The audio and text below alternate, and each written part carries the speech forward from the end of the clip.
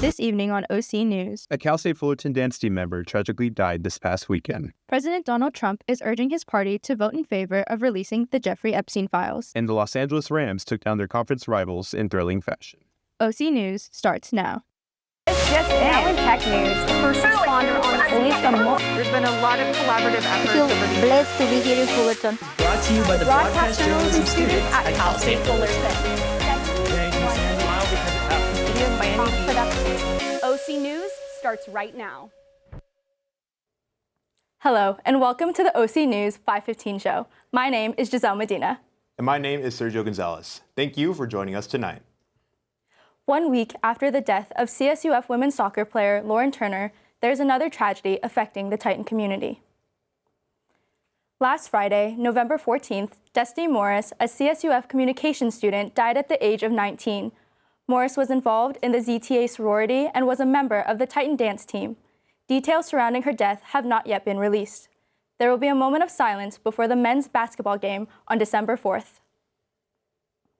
In a 427-1 vote, the Epstein Files Transparency Act was passed, requiring the Justice Department to release the files and send it to President Donald Trump's desk for approval.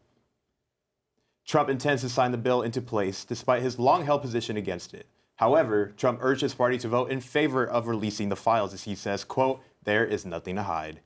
Within 30 days, the files will be publicly released about the convicted sex offender and his co-conspirator, Ghislaine Maxwell. Legislation says the Attorney General may withhold or redact any information that will protect the identities of victims or would jeopardize any active federal investigation. A special pop-up on campus today highlighted women-owned businesses, giving students a chance to support local creators and pick up something unique. Our reporter, Litzy Aguilar, has the story. Today at Tafilon, the Women's Business Association is hosting a pop-up featuring 9 women-owned vendors. From crochet plushies to handmade jewelry, community creators are showcasing their work today. Yeah, so I sell secondhand vintage, so I curate like Y2K, vintage items, 90s, so a lot of a big mix of clothing and accessories as well. I just like the idea of finding cool pieces and sharing it with everyone. Yeah, so I feel like a lot of the times in the business world, women are not seen as serious as men, and I wanted to shine a light by bringing women here today that are all with the same goal of trying to just spread good vibes by selling things that they feel like is cool in the community, and having women be on a platform to actually have the opportunity to sell is something that the Women's Business Association wanted to bring to light. Here's what I got today. I got a purse with the letter L, which represents my name, and then inside I have a plush keychain of Kuromi, which is my favorite Sanrio character. So be like me and support women-owned businesses. I'm Litzy Aguilar signing off with OC News. A video of a Chicago mother and her 9-year-old son is going viral after they were brutally attacked by several elementary school students and are now in serious condition. As the mother, Korshanda, and her son were walking home from Orville T. Bright Elementary School, the viral social media video shows the two being punched, stomped, and kicked by several children. Korshanda said that her son had been bullied for over 2 years. However, the school administration did nothing and failed to protect him. On Tuesday, dozens of people gathered outside the elementary school, calling for justice for the 9-year-old and to punish those who were responsible. Currently, no arrests have been made. Coming up after the break, some helpful information you may need for your holiday travels. In sports, the Titans men's basketball team returned only one player this season. We'll see how they're doing so far. And I got you covered for weather and some of the risks you could encounter during your upcoming rainstorm. Stay tuned for more OC News. Completely forgot about my...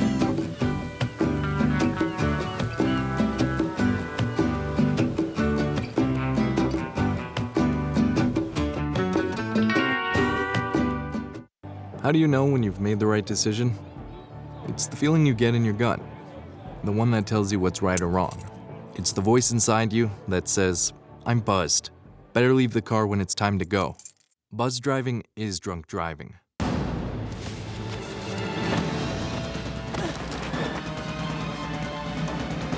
Even the mighty might not see it coming. It's prediabetes, and it captures 1 in 3 adults. But you can escape. Take the 1-minute prediabetes risk test to know where you stand and prevent or delay type 2 diabetes.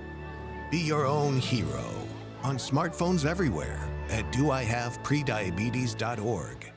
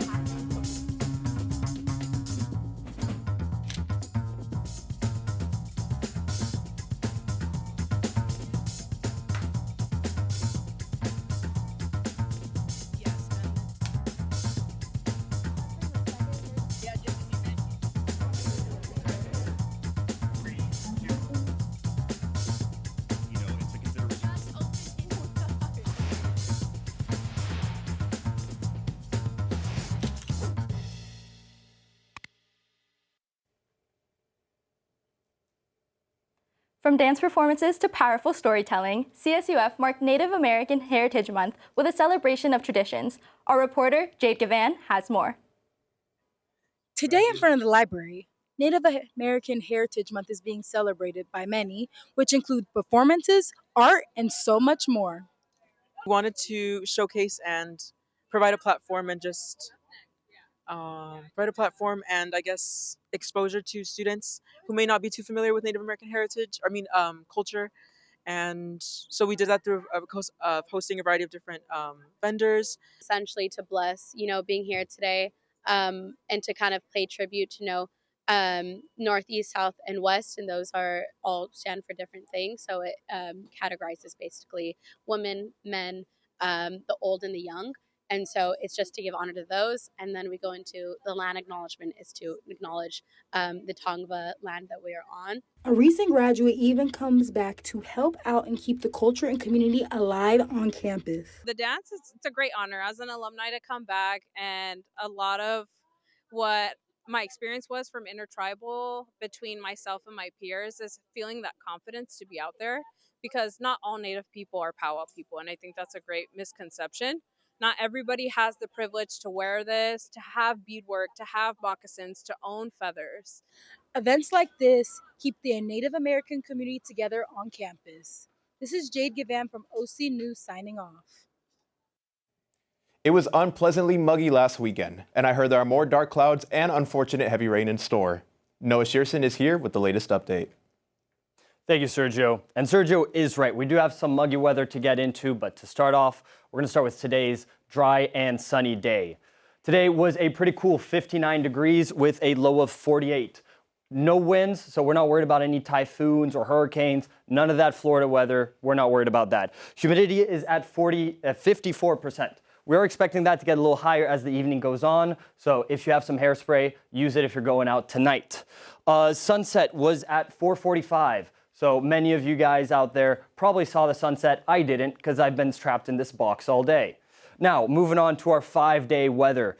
Thursday and Friday are going to be some very, very wet days. We're seeing almost an inch of rain tomorrow on Thursday, but just under half an inch on Friday. We are also expecting a little bit of lightning in the late evening, early morning hours of Thursday going into Friday. So please be aware of that, and please be careful. Now, my colleague Evan Fennell last week told you guys that he was going to ruin your weekend. Well, I'm here to make it better. We are seeing sunny days throughout the weekend and going into Monday, although the temperatures are staying still rather low at the high 60s. So keep your hoodie on, keep your sweatpants on. Another thing to note is the lows are staying low pretty much all throughout the week, as you can see here. So keep in mind, if you're an early bird or a late night owl, please be aware of that. Now, speaking of the rain coming up, this storm has been a relief for some, but a nightmare for others. The storm we are coming out of has been a record breaker. Here in Orange County, Santa Ana saw over 2 inches of rain, breaking its 1965 record of 1.27 inches. This rainstorm has been very dangerous, with many people evacuating due to flash flooding and a spike in car accidents. These accidents were caused by a summer buildup of oil on the dry roads mixing with the rainwater. This thin layer of oil and grime causes very slick conditions, leading to an increased risk while driving. For anybody planning on hitting the road the next 2 days, please drive carefully and maintain safe distance. Sending it back to the warm people at the desk, stay dry, Titans. It sure is hot under all of these lights. As we reach closer to the Thanksgiving holiday, air travel is expected to return back to normal after the stress of cancellations and delays from the government shutdown, and drivers should take account for more traffic. AAA projects that nearly 82 million people will travel 50 miles or more between Tuesday, November 25th, and Monday, December 1st, and at least 73 million of those people are expected to drive. As the FAA reduced air traffic by 4% at 40 major airports across the country during the shutdown, airlines should return back to normal for the holiday season. However, people should still expect the long lines in traffic. The worst times to travel are Tuesday between noon and 9 p.m. and Wednesday between 11 a.m. and 8 p.m. There were plenty of close calls in the world of sports this past week. Evan Fennell is here to check in on the NFC West standings and maybe check in on some heartbroken sports fans. Take it away, my friend. Sergio, my friend, I have no room for heartbreak. Let me tell you, unless it's for my Fullerton Titans, of course. You either win or you lose in this business. You got to improve or just get back out there. But if you are from Seattle or Utah, cover your ears, because when it gets to your turn, you might want to, get to covering. We're going to cover first the tip-off with women's basketball on the road against Denver. The Titans had a 4-2 lead in the first quarter. Talila Maxwell got back-to-back buckets for the Titans early, but the Pioneers settled down and got to work, and Reed took the lead. The Titans were trailing by 12 points at the halftime and outscored Denver in the second half, but still couldn't overcome the point deficit to take the win last Sunday. Neither side shot exceedingly well, with the Pioneers shooting 39% at 20 for 51 over the Titans' 31% shooting 19 for 60. The Titans' defense forced 24 turnovers, but only squeezed 16 points out of them. The Pioneers kept the lead until the end, closing out the game at 60-55. Close game. The Titans will continue on the road this weekend. Very close game. That's the heartbreaker. Then we kick off with the two tied teams in the NFC West. Seahawks were at SoFi this time around, bringing back Cooper Kupp to Rams territory. Both teams are 7-2. Well, they were 7-2, and the sweet music started early with the help of Sam Darnold throwing a beautiful pick to Ram safety Carmen Kitchens, like he's seeing ghosts again. And the mistakes did not stop there for Seattle. Sam Darnold not 1, 2, or 3, but 4 picks, and Kyron Williams got the first tutty for the Rams to put him on the board in the first quarter. And despite the mistakes and Seattle not scoring a touchdown until the fourth quarter, with Kenneth Walker III, the game was close until the end. A heartbreaking miss on a 61-yard field goal kept the Seahawks from closing it out, and the Rams took the game 21-19. They move on to the first in the NFC West with a record of 8-2.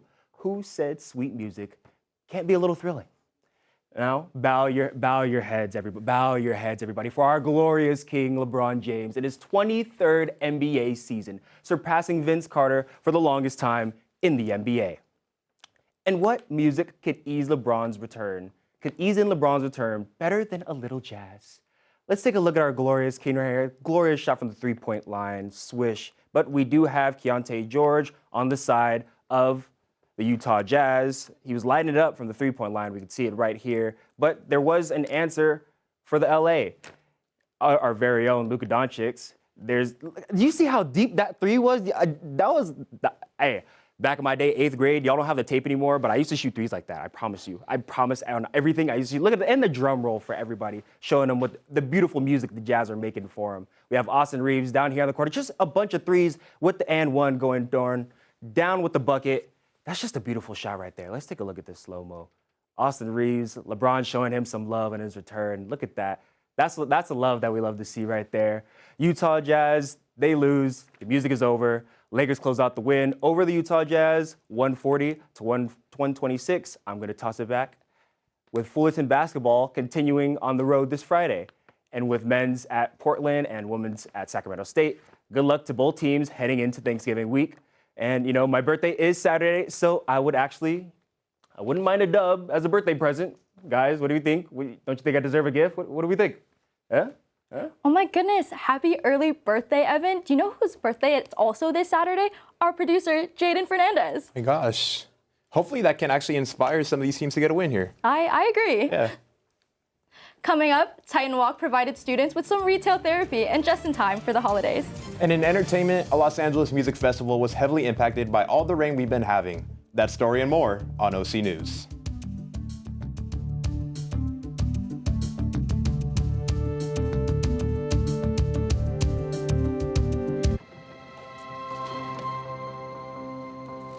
The impact of a meal goes well beyond feeding our bodies. Because when people are fed, futures are nourished. Everyone deserves to live a full life. And with your help, together we can end hunger. Join the movement at feedingamerica.org/actnow.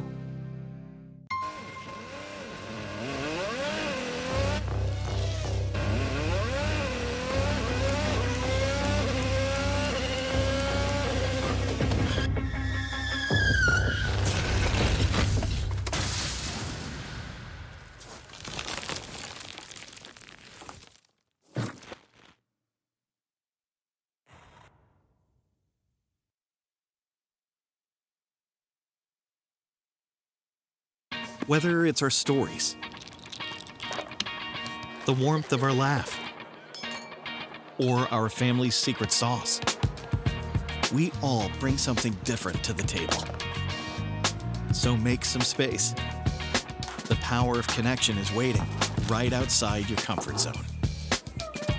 Learn how you can help strengthen your community at belongingbeginswithus.org/teamup.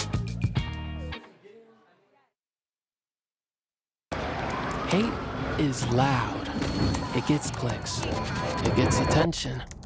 Hate, however, is actually quite small. But love is the majority. Love fills our hearts, our lives, our every day.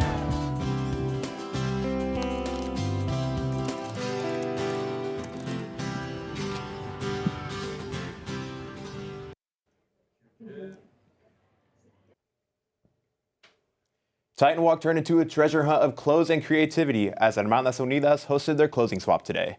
Isabel Lyons was there and got to check out all the new and used clothes. The Hermanas Unidas organization held their clothing swap event here at Titan Walk, an opportunity for Cal State Fullerton students to find hidden gems. The clothing swap reduces waste and instead finds old clothes a new home. The purpose of this event is to give people the opportunity to either trade their clothing or give them a chance to buy or purchase new pieces to them. On top of finding new homes for old clothing items, the clothing swap is a great way to mingle and promote community on campus. It brings Cal State Fullerton students together because it overall just builds like a community. Like it helps us like build new, like meet new people overall and like just build stronger connections with other people. With such affordable prices, events like these promote sustainability and community on campus. An event like this, I would hope a sense of community. I feel like a clothing swap just overall, like I said, brings people together. I mean, the items are only $1, so it's pretty affordable. The clothing swap is a subtle reminder that someone's trash is another person's treasure. From Titan Walk, Isabella Lyons, OC News. After a cold and wet weekend, there's plenty to be excited about in the realms of cinema and concerts. Colin Costigan has more. Thanks, Giselle. Well, the late icon of Tejano music, Selena Quintanilla Perez, simply known as Selena, is now having her story told from direct family and friends in her latest documentary. The documentary Selena y los Ninos debuted on Netflix this Monday, capturing and highlighting all of those off-the-cuff and precious moments of her life beyond the fame. It details her triumphs and challenges, while also emphasizing her breakthrough in handling sexism, racism, and poverty in late 1980s Texas. What makes this documentary so unique, however, is her sister, Suzette, who played a major role in displaying these moments through her camcorder recordings. With home videos, deep-cut interviews, and even love letters, this piece gives us an exclusive look into the life of a global icon taken far too soon. Oh, you thought I was about to sing, didn't you? Instead, I'll spare everyone's hearing by saying that the new film Wicked for Good is on the horizon. That's right, John M. Chu's second installment, Wicked for Good, premieres this Friday and is already set to shatter the box office. Releasing in over 4,000 American theaters, the musical masterpiece is expected to make a domestic total nearly $180 million, while collecting over $200 million globally. This big-budget musical, which has been offered roughly $125 million from Universal, will easily electrify the box offices this weekend.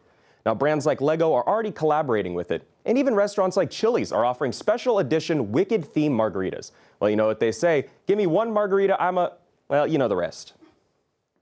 Well, the rain has certainly been a factor in typical sunny Southern California, delaying Camp Flog Gnaw a week. But don't worry, I've got some good news.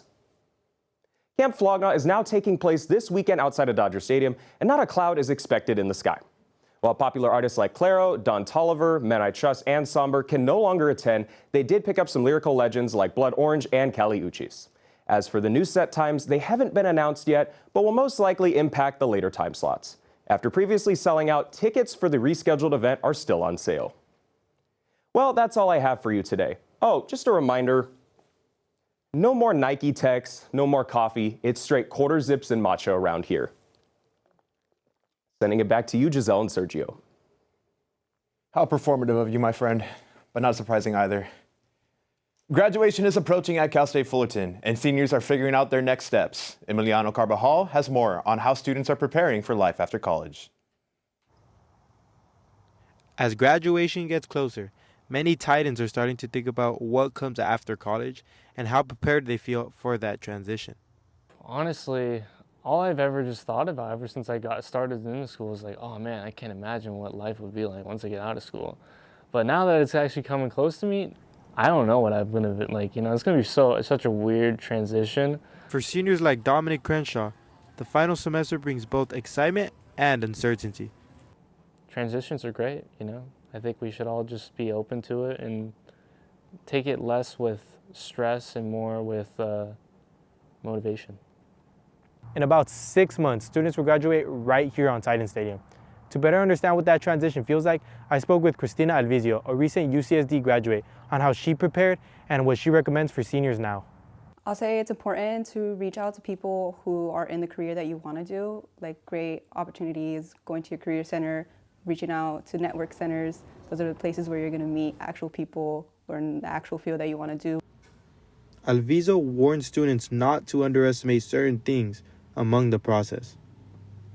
I think what's underestimated is the job search. It's very narrow with how it is. I wish I would have looked at internships more and seen what opportunities were for me post-graduation. As soon as I finished, I was mainly focused on just keeping my current retail job as a stable income, and I wasn't really focused on my next steps forward.